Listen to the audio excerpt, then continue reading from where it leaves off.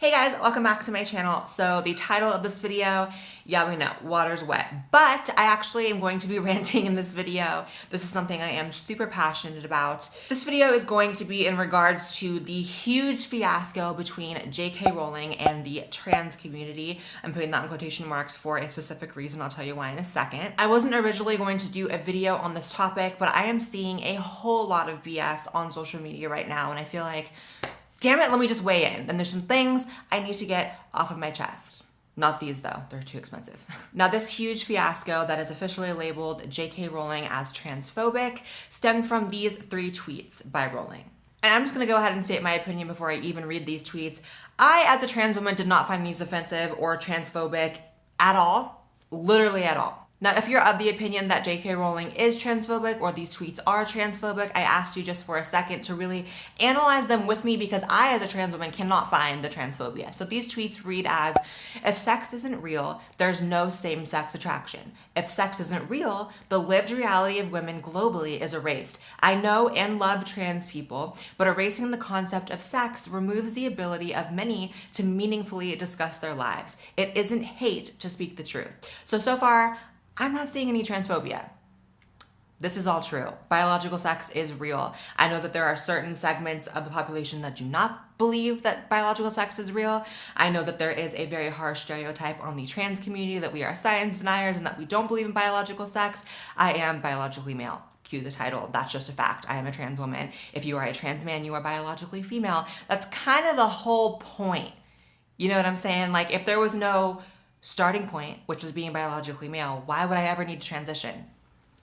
Anyways, the idea that women like me, who've been empathetic to trans people for decades, feeling kinship because they're vulnerable in the same way as women, i.e. to male violence, hate trans people because they think sex is real and have lived consequences is nonsense. And I completely agree. What she's basically communicating here is that, like, yes, there are definitely similarities between the struggle of trans women and women in general, I suppose. There's definitely parallels, but it's not wrong to make distinctions where there may be differences. I, as a trans woman, have no idea what it's like to grow up and, you know, have your period or to be socialized as a girl, as a child. That's just not part of my experience, and I can't pretend that it was. The world did not start recognizing me as a woman until I was 20 years old when I transitioned.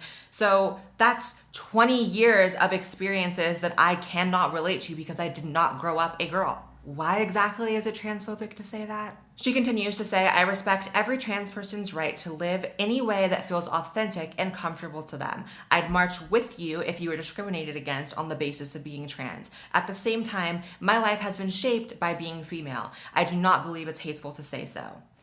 100%. So what I'm confused about, and here's the biggest thing, you guys, go look for yourself. In the thread and all the replies to JK Rowling, it is almost exclusively trans people agreeing with her and non-trans people wanting to play Captain Save-A-Ho, White Knight, and be offended on our behalf. Because despite the stereotype of trans people being science deniers, I don't know any trans women or men who deny that biological sex is a thing, that they are biologically a sex that is different from the way they present and are represented to the world. That's the whole point. I do know, however, a whole lot of trans allies, right, who feel the opposite on behalf of us and think that's the right thing to do. George Takei is a really good example, attacking JK Rowling, saying, when you defend so-called biological sex, you sound scientifically ignorant and you elevate transphobia. How? When did believing that transgender people are valid mean denying science? How is the concept of biological sex ignorant? What are you talking about? The funniest part to me is that trans people do not agree with this. Mars, a prominent trans guy YouTuber, said, do us transsexuals a favor and sit this one out. You're embarrassing not only yourself, but us too. That was in response to George Takei. You have Buck Angel, who responded and got way more likes than George, by the way, saying, I disagree with you. I am a transsexual man. Transitioned from a woman to man 25 years ago. I am and will forever be a biological female. How is this so hard to understand? If I was not a biological female, then I would not be transsexual. sexual. It's dangerous to discount biology. 100%. Why are you fighting this fight on our behalf and furthering and perpetuating this stereotype that we are science deniers? Y'all can choose to deny science, but don't do it on our behalf. You know, there's this stereotype that trans people just can't handle anything, that we're just so emotionally weak and we deny science and, you know, we're just perpetual victims. Honestly, I don't even think we did that. I don't even think we created that stereotype, because all the trans people I know are some of the strongest people I've ever met. They're people that have gone through a lot, people who have fought really hard to be themselves, and they're not offended by the concept of biological sex. They don't, you know, faint over people talking about biology. However, a lot of trans allies and celebrities who like to fight for us without ever asking us how we feel love to be offended by it. And you know, the narrative is that JK Rowling is just so hateful for talking about this and just such a hater and so bigoted. And then you have responses like this one from Ben O'Keefe responding saying, "This woman is complete scum. Shut the fuck up, you transphobic fuck. You don't know or love any trans people if you won't even acknowledge their existence. Thank you for ruining the books of my childhood. Just stop talking. We know you're a TERF. You don't need to keep doing this." When did she deny trans people's existence because she has a different opinion about the existence of trans people? An opinion that trans people, for the most part, hold. You're the odd man out, Ben O'Keefe. Shut the up yourself. I just don't know how people can convince themselves that they are the good guys, that they're on the righteous side, that they're the ones really, like, that are positive, when they're responding saying, "Shut the up, you transphobic cunt." Honestly, I feel like more and more of the world is like, even more so than divided into left and right, conservative and liberal, the world is definitely right now divided into people who can have a meaningful, nuanced conversation about sensitive issues and people who can't. That's it. That's the division I see these days. And listen, I'm not gonna say that all trans people believe in the concept of biological sex and that there's no science denying trans people, because that's clearly not true. Clearly there are trans people who do feel that way. However, it's clearly not any type of consensus if underneath all these tweets of people calling JK Rowling transphobic are full of trans people disagreeing. So why is it that all these woke trans allies have convinced themselves that they know the one true narrative of being trans and they're gonna defend it, even at the expense of trans people who are saying, no, that's not actually the truth? Y'all are clowns.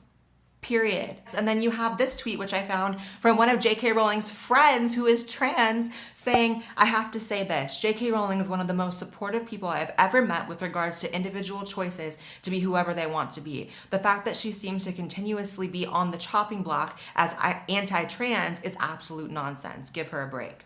So does this trans person who is a friend of JK Rowling, does this person's voice matter, or does George Takei and all the woke allies matter? Which is it?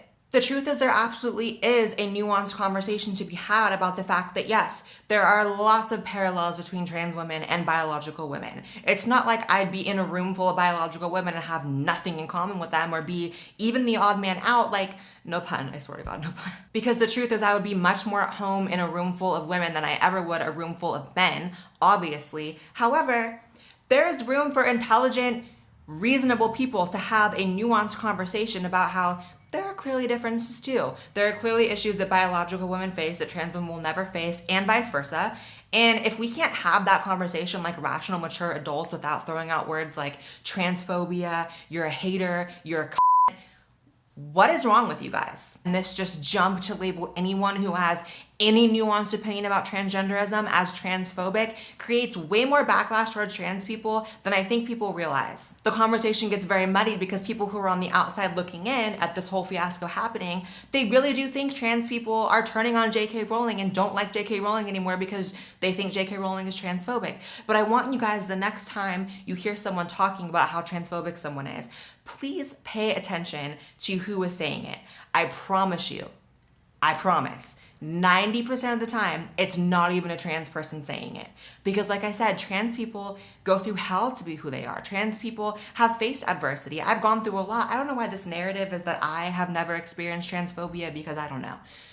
I don't know why. Why do people say that I don't experience transphobia or I can't relate to that? I have half my family who's disowned me for being trans. I think I know what transphobia looks like.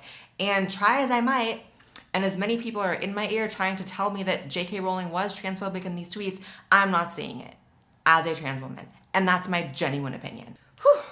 That was heated. Subscribe to this channel if you have not. I know you're gonna watch 4 or 5 more videos. I know you've already watched 4 or 5 videos. So just subscribe. I don't have any friends personally, so I really need subscribers. Make sure you guys follow me on Twitter and Instagram because I post on there way more than I do on YouTube, and you gotta follow those to keep up with me. And until next time, I'll see you guys in the next video. Bye guys.